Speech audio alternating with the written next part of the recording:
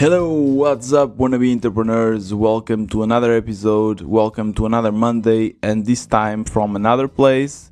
Yesterday I was traveling, and today I'm still in Portugal, but in a different house. It's not my own, but it's the struggle of always traveling around. It's very hard to keep a steady work cycle because the time's always different, and I'm with family, and they want to go to the beach. They want to enjoy my company, and sometimes I just want to work, and it's hard to keep focus, especially also with the daily podcast, right? Because I'm always having different surroundings. Sometimes it's good quality, sometimes there's a lot of people around, sometimes there's none, so it's very hard to keep a good quality. I always try to find a good room with good insulation, so I hope that today the sound is good.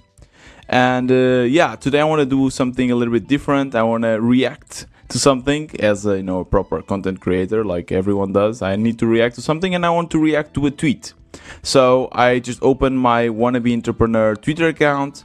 If you haven't followed it yet, you can just do it by following WBE podcast. So wannabe entrepreneur podcast, WBE podcast. I will also link it in the description, so no worries about that. And one of the first things that popped up in my feed was one tweet from Sejal Sood, and he's saying, "What's one recipe for failure in a startup?" It's she, and she's saying this. She's an entrepreneur, YouTuber, and what's one recipe for failure in a startup? So let's go through the comments and just react to them. And first, immediately is chasing investors rather than customers. Wow, that makes total sense. It seems that way though. It seems that if you just check the theory of a startup, Y Combinator, the movies about it, it seems that you always want to nail that first investment. And of course it's very important because that's kind of what fuels your startup. You will use it to get resources, to get marketing and so on, but of course that your core thing should be your customers, your client, your product. You should get that right, because otherwise you'll just get a lot of money and just waste it, right? So that's definitely something that it's a big failure or recipe for failure.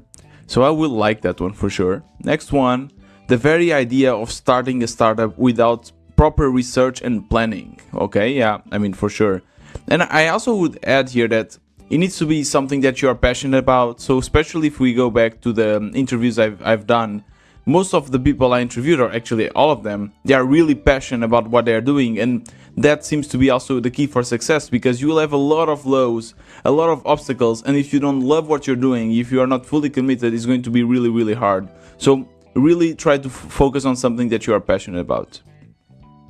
So this guy Previn just said, don't start. Okay, that's the recipe for failure for sure. If you don't do anything, you won't succeed. And not testing the idea here from Nea Puri. Not testing the idea. I don't know what this means. It can mean a lot of things, right? What do you mean testing? Testing in terms of, is it a real problem? Yeah, for sure. You need to make sure if it's a real problem or not. And not testing if there's enough competitors that just you cannot add anything to that space, maybe. So for sure, but there's a lot of testing here, so it needs to be a little bit more specific for sure.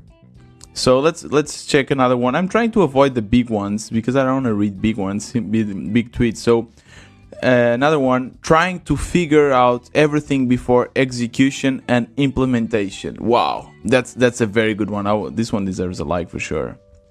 So this is definitely recipe for failure, and a lot of people will do this, especially people that are not maybe that are doing their first project, their first startup.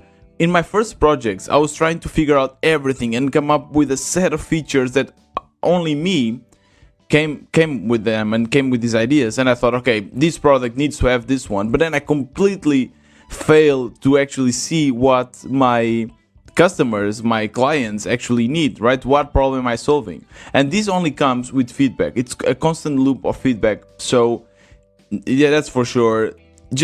I would really agree with this. Just go in small steps and release something, go to a feedback cycle, try to collect as much feedback as you can from your clients, then release the next feature, and so on and so on. So this is definitely something that I totally agree. Another one is not motivating employees to outgrow their roles and responsibilities every 6 months. To be honest, here I cannot add too much because I don't have any employees. It's always a solo project, and I hope one day I will be able to add something here. But I've been an employee for sure, and one thing that I think Mark Cuban once said, I totally agree, which is, if you want to have very good motivated employees, find a way to align their personal goals with the goal of your company.